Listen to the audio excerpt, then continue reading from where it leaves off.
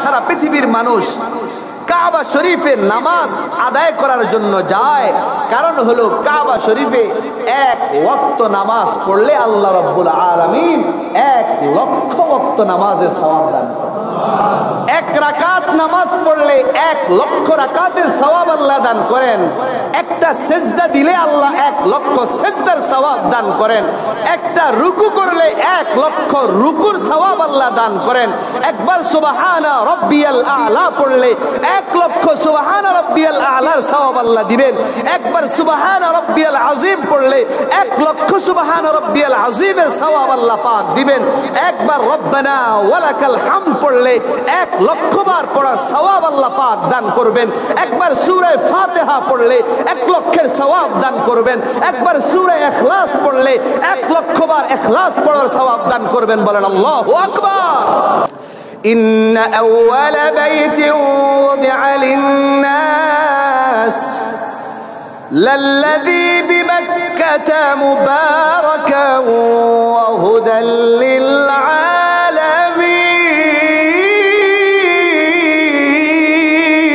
للعالمين الله بلن إن أول بيت وضع للناس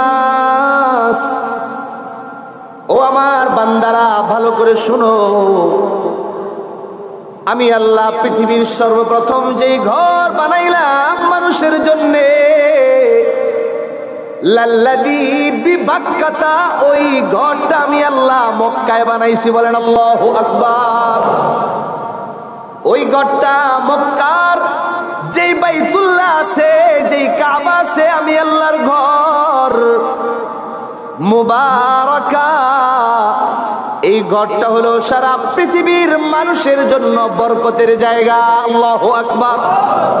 ওয়াহুদাল লিল আলামিন। এবং এই ঘরটা আমি আল্লাহ সারা পৃথিবীর মানুষের জন্য হেদায়েতের জায়গা বানাই দিলাম। সুবহানাল্লাহ। এখানে যদি কেউ যায়, এই ঘরের দিকে যদি কেউ তাকায়, তার জন্য জান্নাতের পথটা পাওয়া সহজ হয়ে যাবে। আল্লাহু আকবার। এরপরে আল্লাহ বলেন, ফীহি আয়াতুম বাইয়িনাতুম মাকামু ইব্রাহিম ওয়া মান দাখালাহু কানা আমিনা। আল্লাহু আকবার।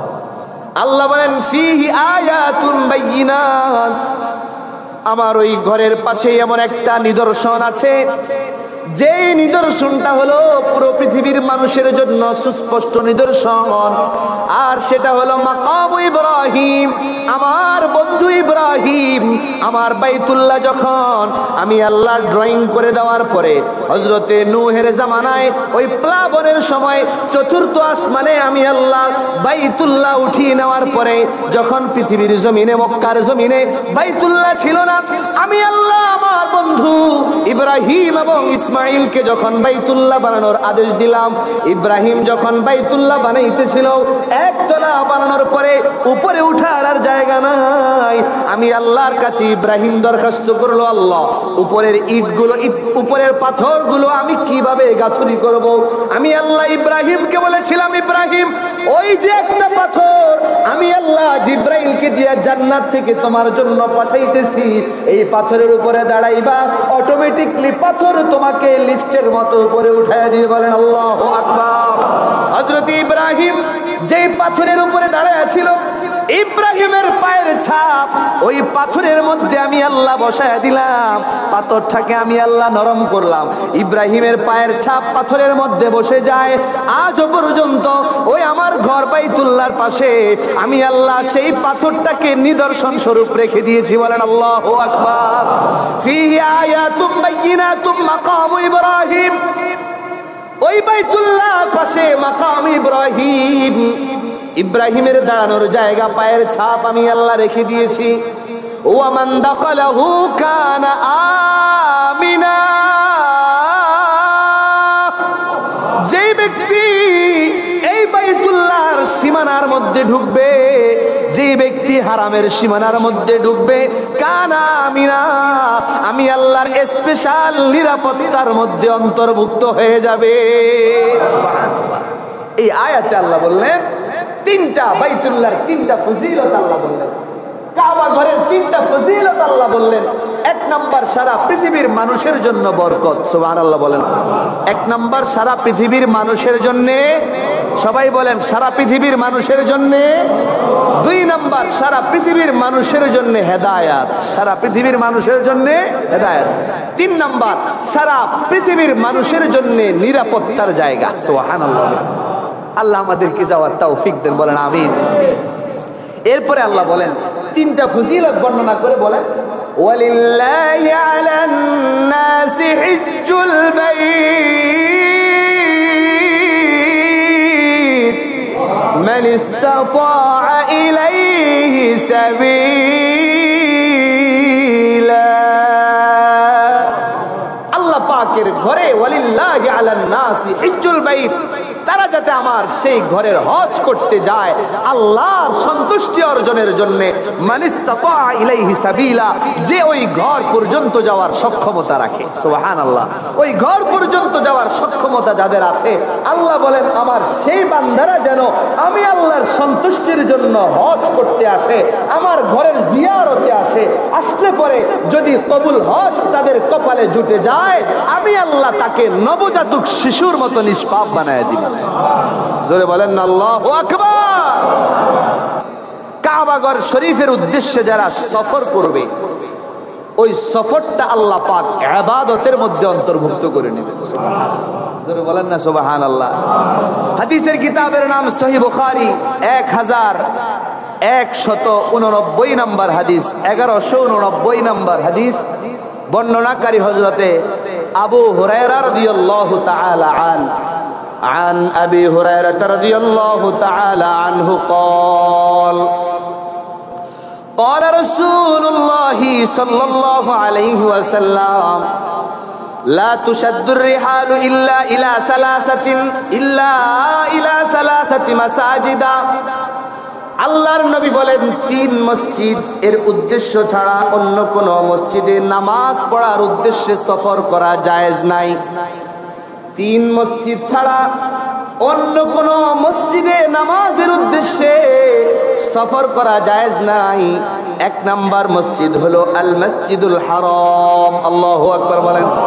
আল্লাহর নবী বলেন এক নাম্বার মসজিদ হলো মসজিদে হারাম, বাইতুল্লাহ। এই বাইতুল্লাহ নামাজ পড়ার জন্য যারা যাবে, এই বাইতুল্লাহ জিয়ারতের জন্য যারা যাবে, তার ওই সফরটা আল্লাহ ইবাদতের মধ্যে লিখে দিবেন, আল্লাহু আকবার। দুই নাম্বার ওয়া মসজিদুর রাসূল সাল্লাল্লাহু আলাইহি ওয়াসাল্লাম, অর্থাৎ দুই নাম্বার মসজিদে নববীতে নামাজের উদ্দেশ্যে যারা সফর করবে, মসজিদে নববী দেখার জন্য যারা যাবে, সেটাও ইবাদত হয়ে যাবে, আল্লাহু আকবার। তিন নাম্বার ওয়া মসজিদুল আকসা, ফিলিস্তিনের বাইতুল মুকদ্দাস দেখার জন্য যারা যাবে, নামাজের জন্য যারা যাবে, আল্লাহ রাব্বুল আলামিন তারা আমলনামায়ে ইবাদত হিসেবে তা লিখে দিবেন, বলেন সুবহানাল্লাহ। তিন নাম্বার ফজিলত, আল্লাহ রাব্বুল আলামিন প্রত্যেক দিন কাবা শরীফের উপরে 120টা রহমত নাজিল করেন, সুবহানাল্লাহ। কয়টা রহমত? 120টা রহমত আল্লাহ রাব্বুল আলামিন কাবা শরীফের উপরে নাজিল করে দেন। হাদিসের কিতাবের নাম আল মুআজামুল কাবীর লিত-তাবারানী। এই কিতাবের 11475 নম্বর হাদিস। এই হাদিসের বর্ণনাকারী হলেন হযরতে আব্দুল্লাহ ইবনে আব্বাস রাদিয়াল্লাহু তাআলা আনহুমা। عن عبد الله بن عباس رضي الله تعالى عنهما قال رسول الله صلى الله عليه وسلم إن الله تعالى ينزل في كل يوم وليلة 20 و100 رحمة, الله أكبر বলেন। আল্লাহর নবী আকায়ে নামদার তাজদার মদিনা জগর গোশে আমেনা সাইয়্যিদুল আম্বিয়া ইমামুল আম্বিয়া মুহাম্মাদুর রাসূলুল্লাহ সাল্লাল্লাহু আলাইহি ওয়াসাল্লাম বলেন, আল্লাহ রাব্বুল আলামিন প্রত্যেক দিনে রাতে কাবা শরীফের উপরে প্রত্যেক দিন 120টা রহমত নাজিল করেন, সুবহানাল্লাহ বলেন। 120টা রহমত আল্লাহ নাজিল করে দেন। ইয়ানজিলু আলা হাদাল বাইতি 60 লিত-তাইফিন। এই 120টা রহমতের মধ্য থেকে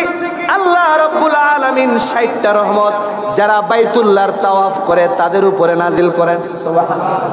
বাইতুল্লাহ যারা তাওয়াফ করতে থাকে আল্লাহ রাব্বুল আলামিনের সেই 120টা রহমতের মধ্য থেকে 60টা রহমত সব সময় তাওয়াফকারীদের উপরে বর্ষিত হতে থাকে। 2 নাম্বার ওয়া আরবাউনা লিল মুসাল্লিন, আর ওই বাইতুল্লাহর চত্বরে যারা নামাজ পড়ে, মসজিদে হারামের মধ্যে যারা নামাজ পড়ে, ওই নামাজ পড়া অবস্থায় যত মুসল্লি থাকবে তাদের উপরে 40টা রহমত নাজিল হয়। সুবহানাল্লাহ। 40টা রহমত মুসল্লিদের উপরে নাজিল হয়।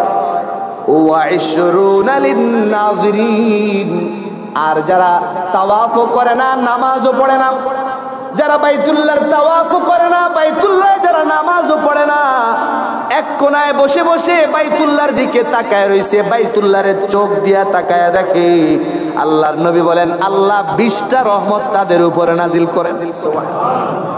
তাহলে বাইতুল্লাহ তাওয়াফ করলেও লাভ আছে, বাইতুল্লাহ নামাজ পড়লেও সওয়াব আছে, বাইতুল্লাহর এই চোখ দিয়া তাকায়া দেখলেও সওয়াব আল্লাহ রাব্বুল আলামিন দান করবেন। তাওয়াফকারীদের জন্য 60টা, মুসল্লিদের জন্য 40টা রহমত, আর যারা দেখবে দর্শকদের জন্য হলো 20টা রহমত। বলেন আল্লাহু আকবার। আল্লাহ পাক আমাদেরকে এই 120টা রহমত পরিপূর্ণভাবে অর্জন করার তৌফিক দান করেন। চিল্লায়া বলেন আমিন। সারা পৃথিবীর মানুষ কাবা শরীফে নামাজ আদায় করার জন্য যায়, কারণ হলো কাবা শরীফে 1 ওয়াক্ত নামাজ পড়লে আল্লাহ রাব্বুল আলামিন 1 লক্ষ ওয়াক্ত নামাজের সওয়াব দান করেন। 1 রাকাত নামাজ পড়লে 1 লক্ষ রাকাতের সওয়াব আল্লাহ দান করেন। একটা সেজদা দিলে আল্লাহ 1 লক্ষ সেজদার সওয়াব দান করেন। একটা রুকু করলে 1 লক্ষ রুকুর সওয়াব আল্লাহ দান করেন। একবার সুবহানা রাব্বিয়াল আ'লা পড়লে 1 লক্ষ সুবহানা রাব্বিয়াল আ'লার সওয়াব আল্লাহ দিবেন।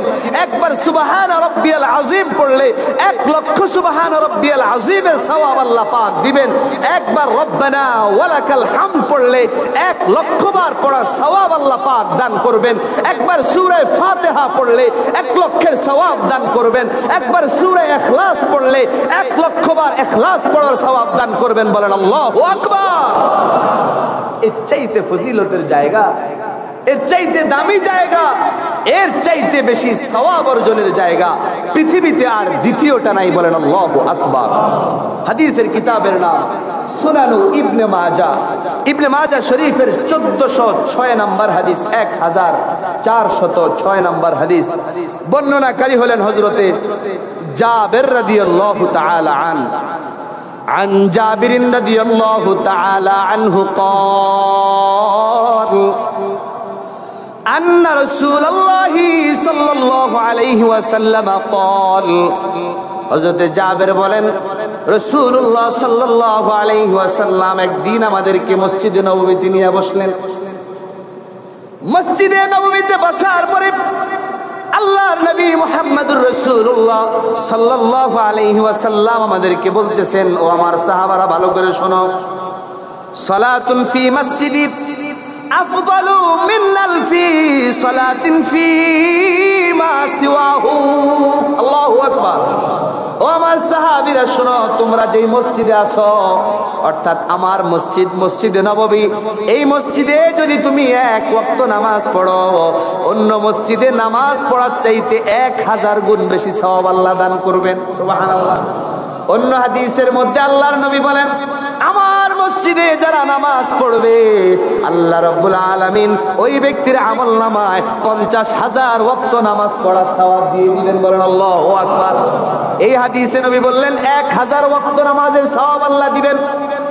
এরপরে আল্লাহর নবী বলেন, ইল্লাল মসজিদুল হারাম, তবে মসজিদে হারাম ব্যতীত, কারণ হলো ওয়াসালাতুন ফিল মসজিদিল হারাম, মসজিদে হারামের মধ্যে একবার যদি কেউ নামাজ পড়ে, 1 ওয়াক্ত নামাজ পড়ে, আফজালু মিন মিয়াতি আলফি সালাতিন ফিমা সিওয়াহু, আল্লাহ রাব্বুল আলামিন 1 লক্ষ ওয়াক্ত নামাজের সওয়াব তার আমলনামায় লিখে দিবে। সুবহানাল্লাহ। জোরে বলেন না সুবহানাল্লাহ।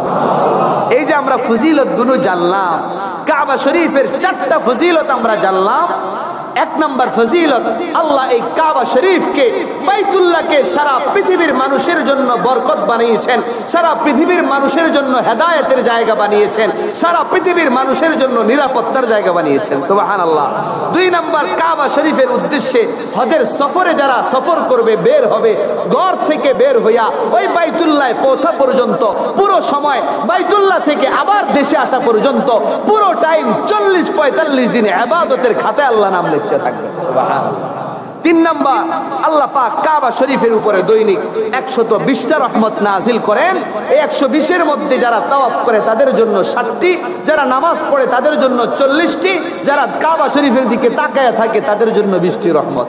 4 নাম্বার ফজিলত, কাবা শরীফের নামাজ আদায় করলে 1 রাকাতে 1 লক্ষ রাকাতের সওয়াব, 1 ওয়াক্তে 1 লক্ষ ওয়াক্তের সওয়াব আল্লাহ রাব্বুল আলামিন আমার আপনার আমলনামায় দান করবেন।